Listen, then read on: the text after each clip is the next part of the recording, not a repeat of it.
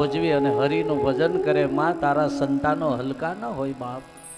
ત્યારે માએ એમ કીધું કે બેટા મને એક વખત એના દર્શન કરાય. અને તે દી કૃષ્ણ પરમાત્મા પાતાળમાં ગયા, અર્જુનજીને હારે લઈ ગયા, સપ્ત ઋષિઓને લાવી કુરુક્ષેત્રના મેદાનમાં, અને એ કુરુક્ષેત્રના મેદાનમાં જનેતાની સમક્ષ આવી અને ઊભા રાખ્યા. માને વંદના કરી. પણ કૃષ્ણએ કીધું માં સાંભળી લે. શું? કે માં ઘર ફૂટે ઘર જાય એક કહેવત, ઘર ફૂટે ઘર જાય એક કહેવત. કે માં જેદી આ સપ્ત ઋષિઓ મારા સોનાની દ્વારિકા અને એ દ્વારિકાપુરીમાં આવશે ને, અને તેદી મારા યાદવો એની મસ્કરી કરશે ને, તેદી હું પ્રાચીને પીપળે દેહ ત્યાગ કરીશ. આ મારું તને વરદાન છે માં, ઘર ફૂટે ઘર જાય. એમ કૃષ્ણ પરમાત્મા માતાને વંદન કરીને કે પણ માં સાંભળી લો, આ જન્મ ધારણ કરી હું તમને મા બાપનો પ્રેમ અર્પણ નથી કરી શક્યો. મારું એક અભય વચન, આપનો સમયાંતરે દેહ છૂટશે. જનેતા તમારો જન્મ મારવાડ રાજસ્થાનમાં જેસલમેરની માલિકો અજયસિંહ ભાટીની ઘેરે કુંવરીબા તરીકે જન્મ ધારણ કરશો. તમારું નામ સતી મિણલદે રાખવામાં આવશે. અને આ મારા પિતા વાસુદેવજી મહારાજ એ કહેવાય છે અજમલ રાજા તરીકે જન્મ ધારણ કરશે. દાદા રણસિંહના 7મા સંતાન તરીકે જેનો અવતાર હશે. અને તેદી તમે બે લગ્ન ગ્રંથિથી જોડાશો, અને લગ્ન ગ્રંથિથી જોડાશો ત્યાર પહેલાં તમારે ત્યાં એક કુંવરીબાનો જન્મ થશે. એ કુંવરીબા આપ જાણો છો કથા, 7મું સંતાન જે અવતર્યું એ વીજળી સ્વરૂપે નીકળી ગયું કારાગૃહમાંથી. વીજળી સ્વરૂપે નીકળેલી એ દીકરી ત્યાં પ્રાગટ્ય લીલા તમારે ઘેરે જન્મ ધારણ કરશે. એમનું નામ સગુણાબેન હશે.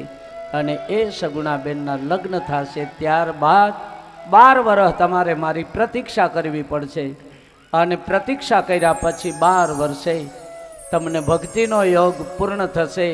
અને 12 વર્ષ પછી હું તમારી ભક્તિને આધીન થઈ અને તમારે ત્યાં હું રામદેવ રૂપ ધારણ કરી અને અવતાર ધારણ કરીશ. આ મારું અભય વરદાન. એવા ધણી રામદેવજી મહારાજ કૃષ્ણની ભૂમિકામાં માને વચન આપી દ્વારકા તરફ પ્રયાણ કર્યું. ઘટના એ ઘટે અને એ દ્વારકા તરફ પ્રયાણ કર્યું. એક વાત ઘણાને સંશય થાય, સમાધાન નથી થતા, સંશય થયા જ કરે. એમ કૃષ્ણ પરમાત્મા સીધી ગયા. એને 5091મો વર્ષ હાલે આ કળિયુગની પરંપરામાં. અને ધણી રામદેવજી મહારાજ સીધી ગયા. એમને 556 વર્ષ થયા. તો ઘણાનો એક પોકાર છે, ઘણા મને કહે છે બાપુ કૃષ્ણ પરમાત્મા પ્રાચીને પીપળે દેહ ત્યાગ કર્યો તો રામદેવ રૂપ ધારણ કરીને અજમલ રાજાને ઘરે ક્યારે ગયા? રામદેવજીનું રૂપ ધારણ કરી અજમલ રાજાને ઘરે ક્યારે ગયા? ખ્યાલ મારો જ્યાં સુધી પહોંચશે ત્યાં સુધી આપને જણાવું કે પરમ કૃપાળુ પરમાત્મા નરની લીલામાં આવ્યા હતા. એક રૂપ તો પ્રાચીના પીપળે સમાઈ ગયું. રૂપ હતું એ પ્રાચીના પીપળે સમાઈ ગયું. વાં તો અજમલ રાજાની ઘીરે તો સ્વરૂપ ગયું હતું. રૂપ તો સમાઈ જાય, સ્વરૂપ હાઈલો જાય. સ્વરૂપ એટલે તમારા અને મારા હૃદયમાં જેનો રણકાર હાઈલા કરે એ સ્વરૂપ. સ્વરૂપે મારો હરિ ત્યાં પધાર્યા. એવા અજમલ રાજા ભક્તિ યોગનો પ્રારંભ. અને એ ભક્તિ યોગના પ્રારંભમાં અજમલ રાજાને ત્યાં વચન પ્રમાણે બેન સગુણાનો જન્મ. અને એ બેન સગુણાના જન્મની વધાઈમાં પોકરણગઢમાં આનંદ છવાઈ ગયો. ઘટના એ ઘટે કે અજમલ રાજા બેન સગુણાને સાસરે વડાવે. કરુણમાં કરુણ પ્રસંગ, દીકરી વિદાયનો પ્રસંગ. અને સંતોએ ભાવ વ્યક્ત કર્યો છે કે માનવી તું મુંજાઈશમાં કર્મે લખેલ લેખ છે.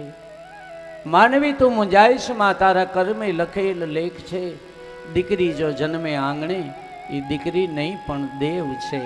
જે ઘરમાં દેવ સમાન દીકરીઓને ગણવામાં આવતી હશે એ ઘરે ભગવાન કે હું કોઈ દી તકલીફ નહીં પડવા દઉં. આવો ભાવ અને અજમલ રાજા બેન સગુણાને સાસરે ભેળાવે. કર્ણમાં કરુણ પ્રસંગ સજનો આપ જાણો છો. અને જગતનો એક સત્ય સનાતન નિયમ